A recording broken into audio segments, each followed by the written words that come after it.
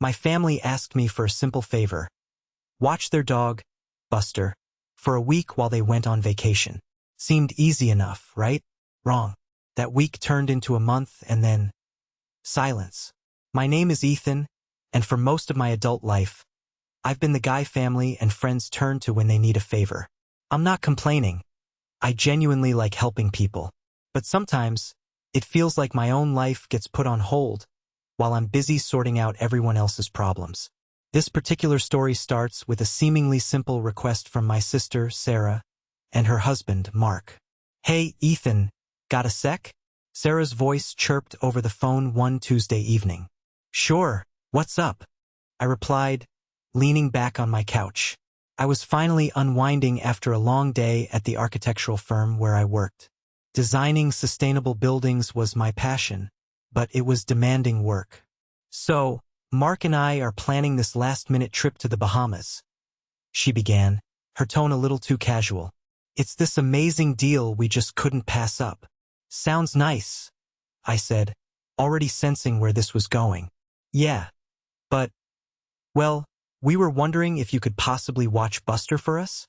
Buster was their golden retriever, a big, goofy ball of fur with more energy than a toddler on a sugar rush.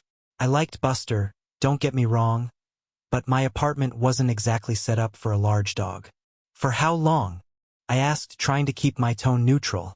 "Just a week, maybe 10 days tops," Sarah said quickly. "We leave on Saturday morning and should be back the following Sunday or Monday at the latest." I hesitated.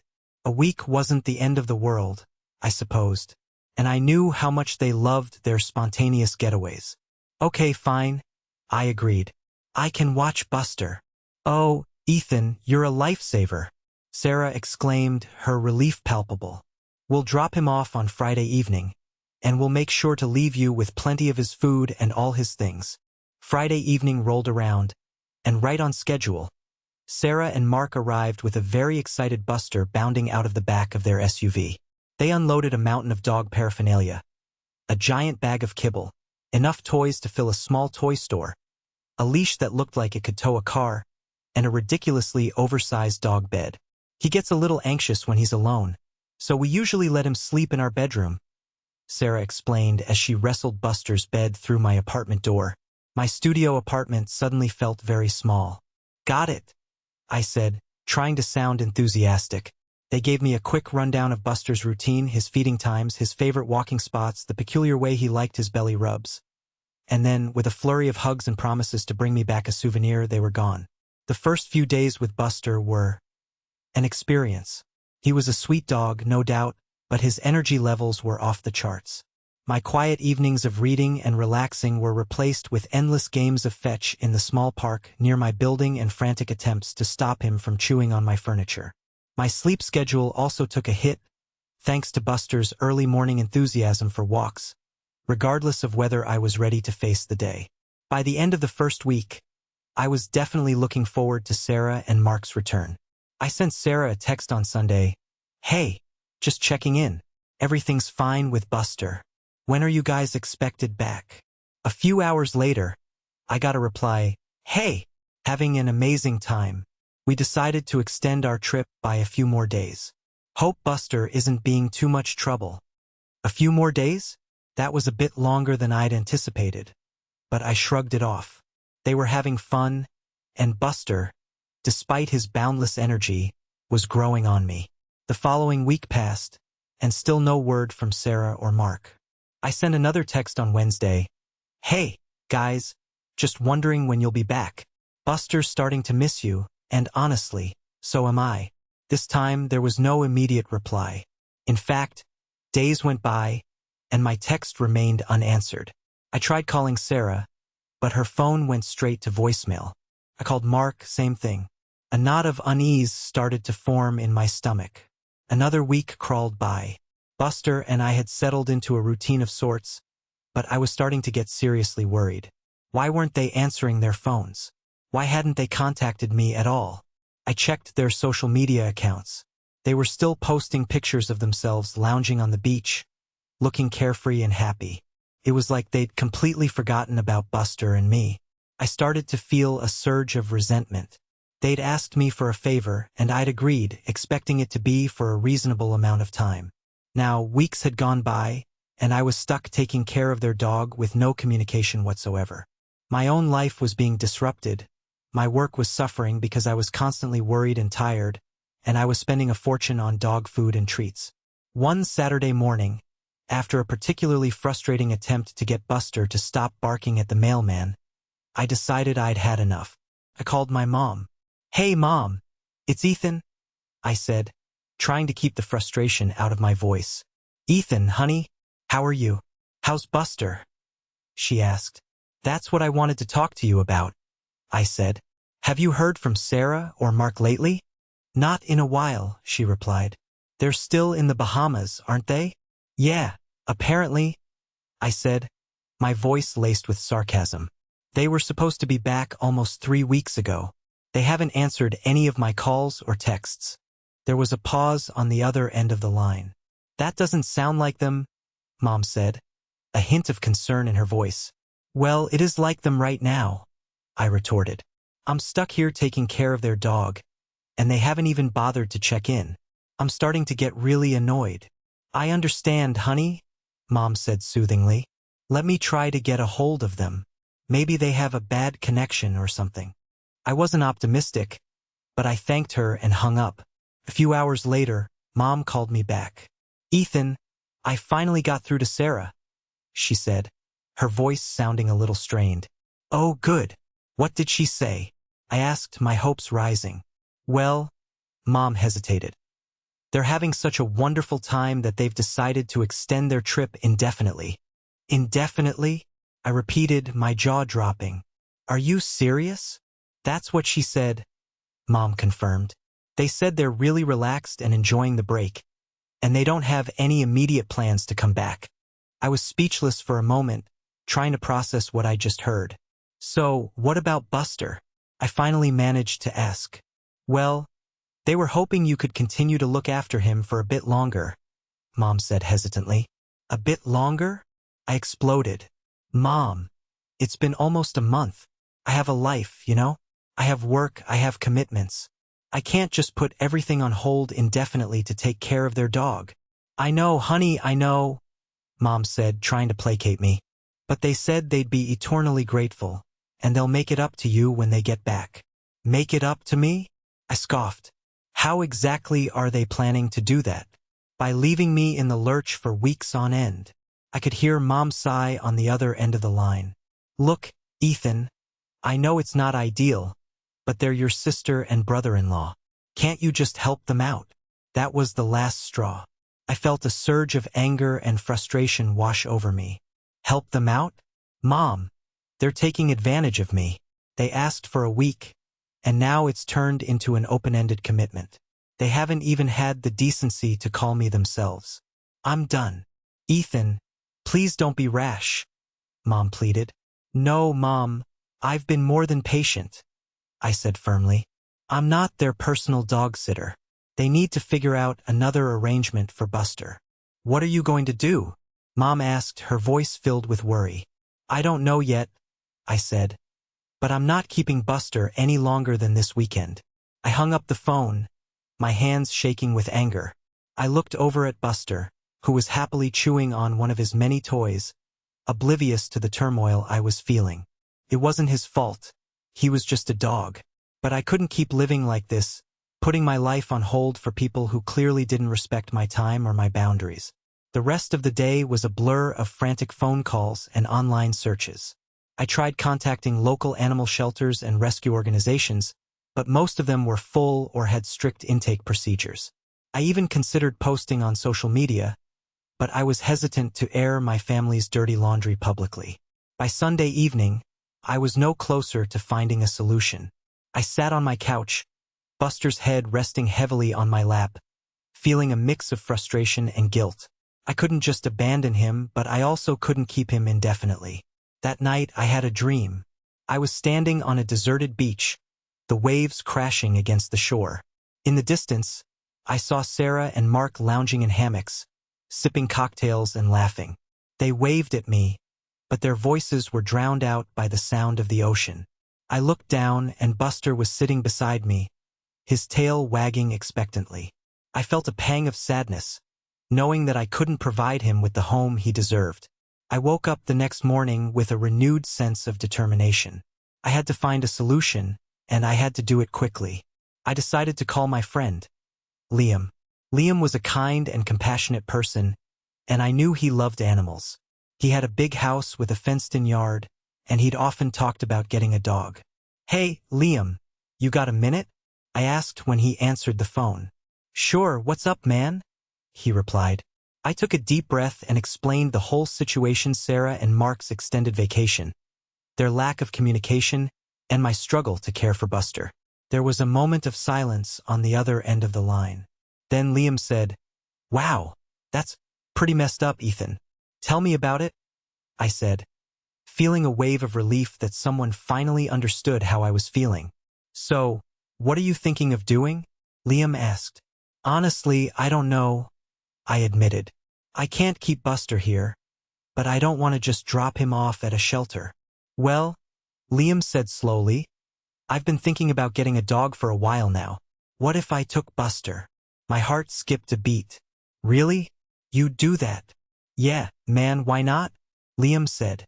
"I've always liked golden retrievers, and it sounds like Buster needs a good home.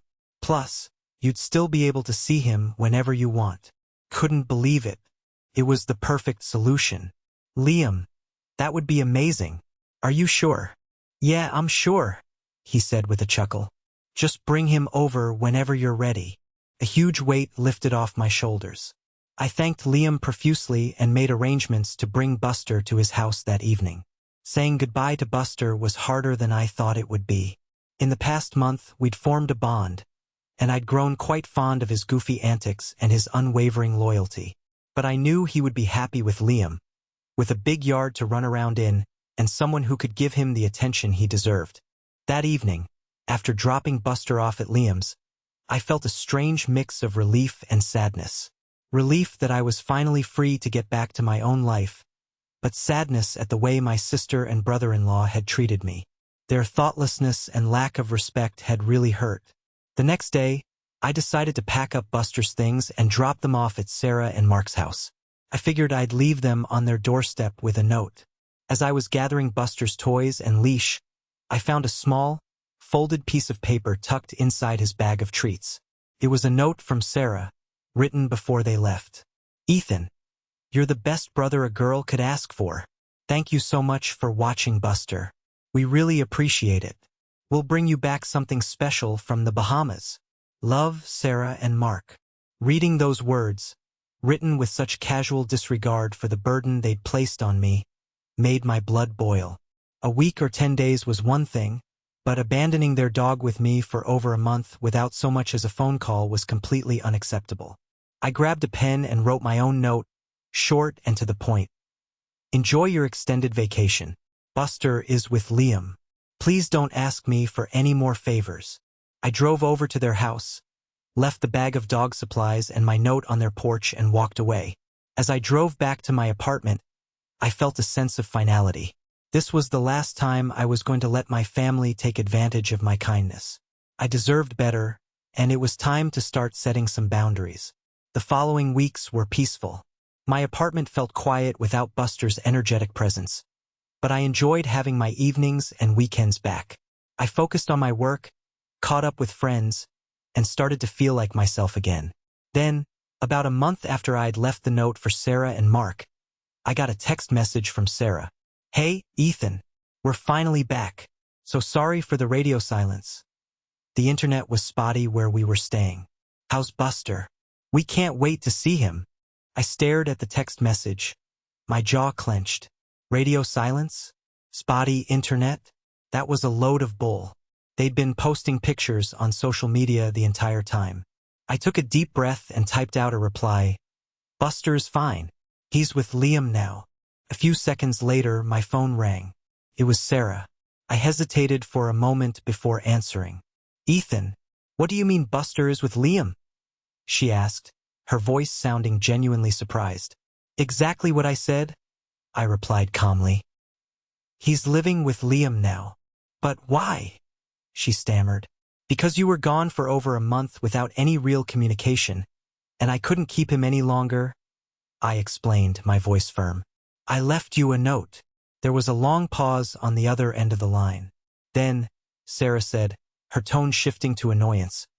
Well, you could have at least waited for us to get back. Waited, I repeated, incredulously. Sarah, you said it would be a week, maybe 10 days. It was over a month. You didn't even bother to call or text to check in. What did you expect me to do? We were having a great time. We didn't think it was a big deal, she said defensively. Not a big deal? I scoffed. Sarah, I put my life on hold for over a month to take care of your dog. I missed work, I spent money, and I was constantly worried. And you didn't even have the courtesy to let me know when you'd be back. Okay, I get it, she said, her voice softening slightly. We're sorry. We should have communicated better. You think, I said, my sarcasm dripping. Look, can we at least come over and see Buster? She asked. We really miss him. I hesitated. Part of me wanted to say no, to cut them off completely. But another part of me, the part that still cared about my sister, felt a twinge of guilt. I'll talk to Liam, I said finally. I'll let you know if it works out. Thanks, Ethan, she said, her voice sounding relieved. We really appreciate it. I hung up the phone and immediately called Liam. He was surprisingly understanding and agreed to let Sarah and Mark come over to see Buster later that week. When they arrived at Liam's house, Sarah and Mark were full of apologies and promises to make it up to me. They showered Buster with affection, and for a little while it almost felt like things were back to normal. But as I watched them interact with Buster, a wave of sadness washed over me. They were so focused on their own feelings, on how much they'd missed their dog, that they didn't seem to fully grasp the impact their actions had had on me. As they were leaving, Sarah turned to me and said, So, next time we go away. I cut her off before she could finish the sentence. Sarah, I said, my voice calm but firm, there won't be a next time. I can't keep doing this. You need to find someone else to watch Buster in the future. Sarah looked taken aback. But, you're our family, and family should respect each other's time and boundaries, I replied. What you did was not okay, and I need you to understand that. Mark stepped forward, putting a hand on Sarah's arm. We understand, Ethan, he said quietly. We're really sorry. I nodded, but inside, I knew things had changed. The trust had been broken, and I wasn't sure if it could ever be fully repaired. Life went on. Sarah and Mark occasionally reached out, but our interactions were different, more distant. I focused on my work, my friends, and the things that brought me joy. I even started volunteering at a local animal shelter, finding a fulfilling way to spend my time and my love for animals without the expectation of familial obligation. Then, about 6 months after the dog-sitting incident, I received a strange email from Sarah. The subject line was simply, Grandma. My heart sank. My grandmother had been in declining health for some time, and I knew this couldn't be good news. I opened the email. Ethan, it read. I'm sorry to tell you that Grandma passed away peacefully in her sleep last night. The funeral will be next week. A wave of sadness washed over me. Despite everything that had happened with Sarah and Mark, I had always been close to my grandmother. She was a kind and loving woman, and I had many fond memories of spending time with her as a child. I replied to Sarah's email, offering my condolences and saying that I would be there for the funeral. The funeral was a somber affair. The entire family was there, and there was a palpable sense of grief in the air. I hadn't seen Sarah and Mark in months, and while we exchanged polite greetings, there was an unspoken tension between us. After the service, the family gathered at my parents' house for a reception. I mingled with my aunts, uncles, and cousins, trying to keep the conversation light. Eventually, Sarah approached me, her eyes red and puffy. Ethan, she said softly, can we talk for a minute? I nodded and followed her into the living room, where we sat down on the couch. I just wanted to say, I'm really sorry about everything that happened with Buster, she began, her voice trembling slightly. We were selfish and inconsiderate, and we took you for granted. I hope you can forgive us. I looked at her, really looked at her, and saw genuine remorse in her eyes. Maybe, just maybe, they were starting to understand the impact of their actions. I appreciate that, Sarah, I said quietly. It wasn't just about Buster. It was about the lack of respect and communication. It made me feel like my time and my feelings didn't matter. I know, she said, tears welling up in her eyes. And we're truly sorry. We've talked about it a lot, and we realize how unfair we were to you. We sat in silence for a few moments, the weight of unspoken words hanging in the air. Then, Mark joined us, putting a comforting arm around Sarah. Ethan, he said, we value you as our brother. We messed up, and we hope you can eventually forgive us. I took a deep breath. Forgiveness wasn't easy, but seeing their genuine remorse made me realize that maybe there was still hope for our relationship. I'm not sure what the future holds, I said slowly, but I appreciate your apology. Let's just take things one step at a time. Sarah and Mark both nodded, and for the first time in a long time, I felt a glimmer of hope that maybe, just maybe, our family could find its way back to a place of mutual respect and understanding. But little did I know, the biggest surprise was yet to come, a revelation that would completely change everything. A few days after the funeral, the family gathered again at my grandmother's house for the reading of the will. The atmosphere was thick with a mixture of sadness and anticipation. My grandmother had been a woman of modest means, or so we thought, and we were all curious to see how her estate would be divided. The lawyer, a kindly old man named Mr. Henderson, sat at the large dining room table, a stack of official-looking documents in front of him. He cleared his throat and began to read. Most of the will was fairly standard, outlining the distribution of her personal belongings and small savings account among her children and grandchildren. Then came the part about her house, the old Victorian where she had lived for over 50 years. We all assumed it would be divided equally among her children, my mom and my Aunt Carol. But that's not what the will stated. Mr. Henderson's voice took on a slightly different tone as he read the next clause. I hereby bequeath my entire property, located at grandmother's address, to my grandson, Ethan Miller, in recognition of his unwavering love, support, and care in my final years. A collective gasp filled the room. I looked around at my family, their faces a mixture of shock and disbelief. My mom's mouth hung slightly open, while Aunt Carol's eyes narrowed with what looked like resentment. Sarah and Mark exchanged a bewildered glance. Mr. Henderson continued reading, but I barely heard him. My mind was racing. I had always had a good relationship with my grandmother, but I had no idea she felt this way. And why me? I hadn't done anything particularly special for her in her final years, at least not more than anyone else, I thought. Or had I? Memories flooded back. The countless Sunday dinners at her house, the times I'd helped her with chores around the house, the long conversations we'd had about her life and her memories. Maybe those small gestures had meant more to her than I realized. Is that right? My mom stammered, breaking the stunned silence. The entire house goes to Ethan? That is what the will states, Margaret, Mr. Henderson confirmed, looking over his glasses at my mother. Aunt Carol spoke up, her voice sharp. But that's not fair. We all expected to inherit that house equally. Your mother had the right to dispose of her property as she saw fit, Carol, Mr. Henderson said calmly. And her wishes are clearly stated in this legally binding document. The room erupted in a flurry of hushed but heated conversations.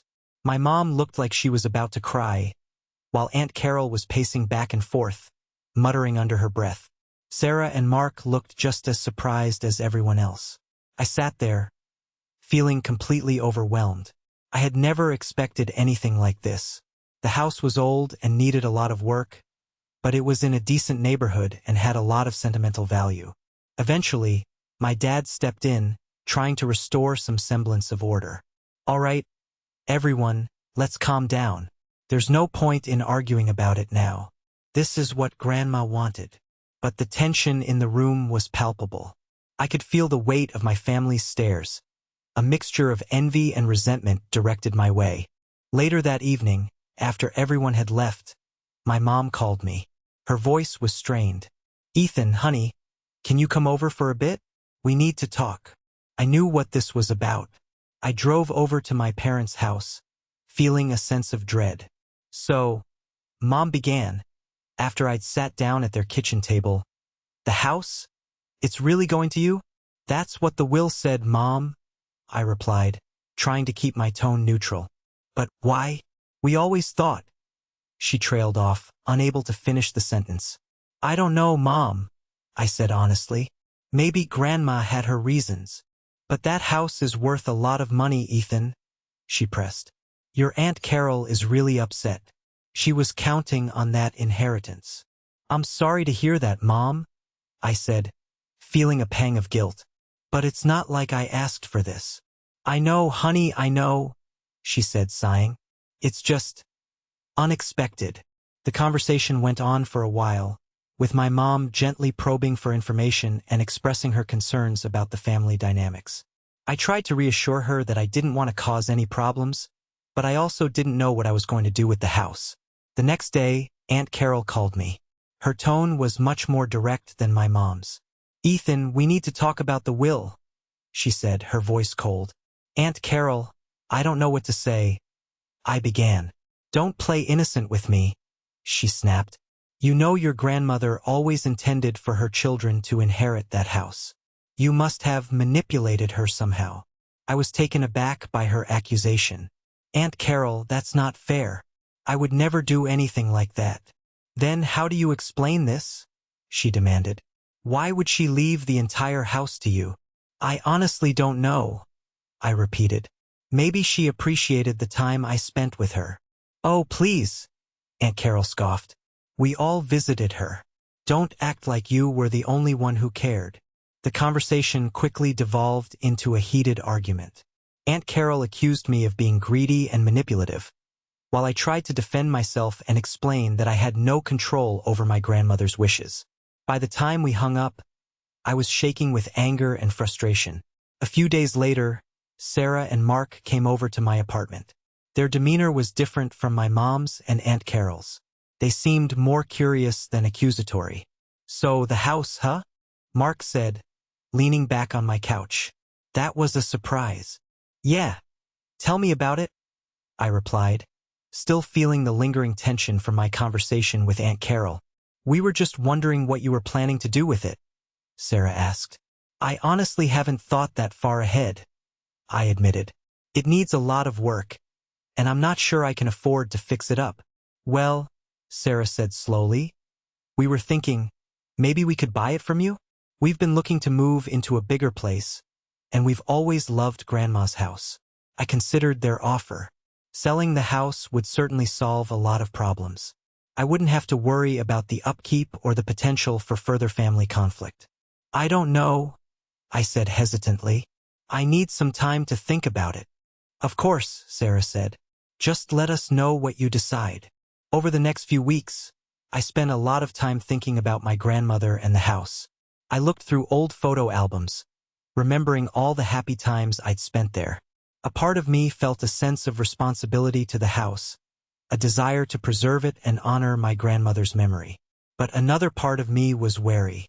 I knew that keeping the house could potentially lead to more conflict with my family, especially with Aunt Carol, who was still furious about the will. One evening, I was talking to Liam about the situation. He listened patiently as I recounted the events of the past few weeks. "It sounds like you're in a tough spot, man," he said sympathetically. "No matter what you decide, someone's going to be upset." "Yeah, that's what it feels like," I sighed. "But at the end of the day, it's your decision, Ethan," Liam reminded me. "Your grandmother left you that house for a reason. You need to do what you think is best for you." His words resonated with me. I realized that I had been so caught up in trying to please everyone else that I hadn't stopped to consider what I actually wanted. After a lot of soul-searching, I made a decision. I decided to keep the house. It wasn't an easy decision, especially knowing the potential for family drama, but I felt a connection to the place, a sense that this was where I was meant to be. I called Sarah and Mark and told them my decision. They were understanding, though I could sense a hint of disappointment in Sarah's voice. I also called my mom and Aunt Carol to let them know.